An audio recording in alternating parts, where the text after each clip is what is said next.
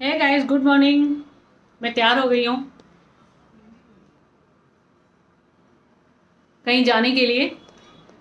झज्जर से कोई आ रहे हैं, उनसे मैंने घी मंगवाया था। तो वो गाड़ी बसई रोड पे रुकेगी, तो मैं बसई से उनको पिकअप करूँगी। और फिर कुछ खिला पिला के फिर उनको कहीं जाना है, तो फिर मैं वहाँ पे उनको ड्रॉप करूँगी। और बताइए आप लोग कैसे हैं।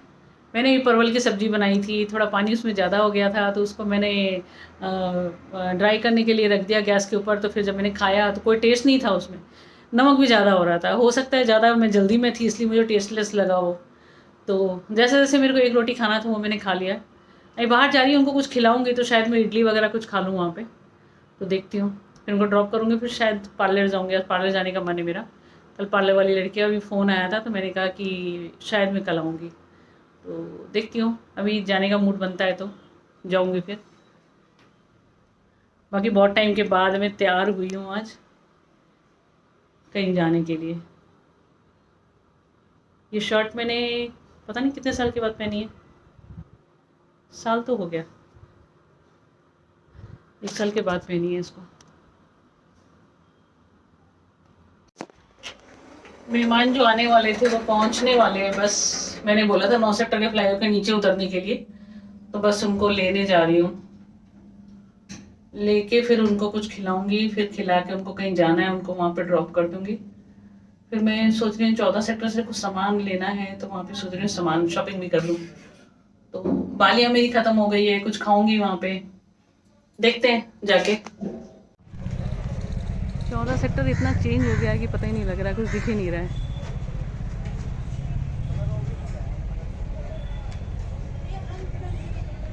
इतना भयंकर भीड़।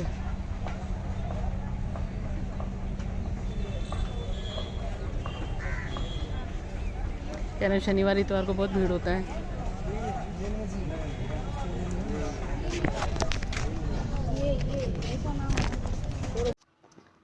Hi friends, good morning.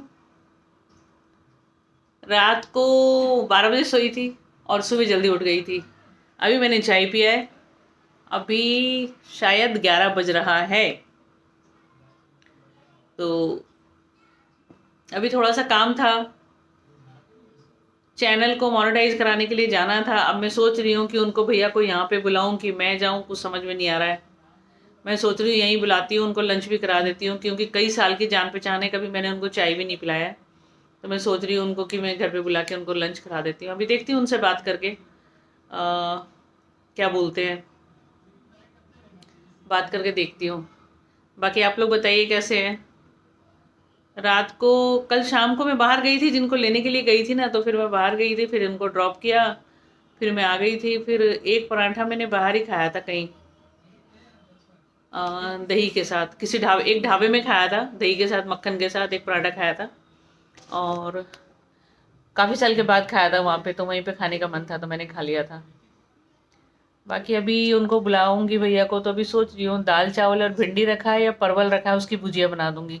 क्योंकि वो बिहार से है तो उनको ये चीज़ पसंद आएगा, परवल की भुजिया बना दूंगी। तो बाकी एक जगह देख रही थी, उनसे बात हुई है अभी, तो वो जगह फाइनल करके भैया बताएंगे मुझे। कुछ काम सोच रही थी मैं, हमेशा कुछ ना कुछ सोचती हूँ लेकिन वहाँ सक्सेसफुल नहीं हो पाती हूँ, कुछ कर नहीं पाती हूँ। पता नहीं क्या वजह है, मेरे समझ में नहीं आता। ऊपर वाला क्या चाहता है कि मैं घर में ही फालतू बैठी रहूँ, कुछ करूँ नहीं।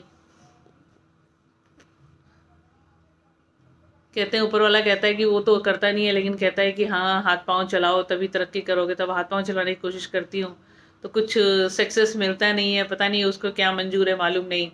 वो टाइम कब आएगा जब मैं कुछ करूँगी। बहुत सारी चीज़ें वो करके छोड़ दिया।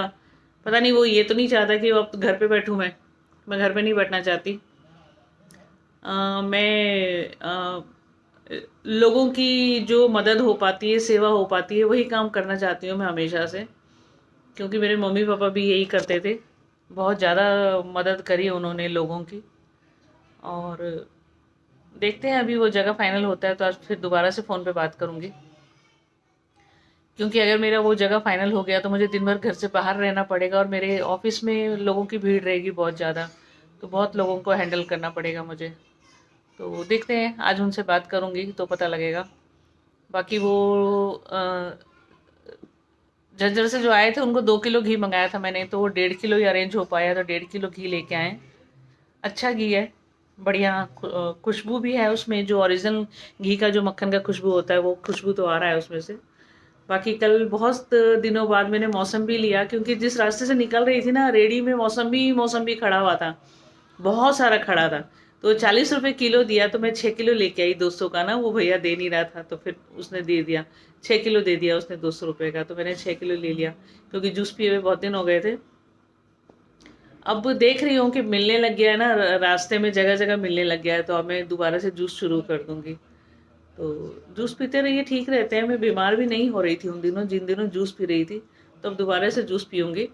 और आज का ब्लॉग यहीं ख़त्म करती हूँ। कल का ही था ये ब्लॉग जो आज मैं पूरा कर रही थी, तो मैंने सोचा कि आप लोगों से सुबह गुड मॉर्निंग कर लेती हूँ और फिर ब्लॉग को ख़त्म करूँगी।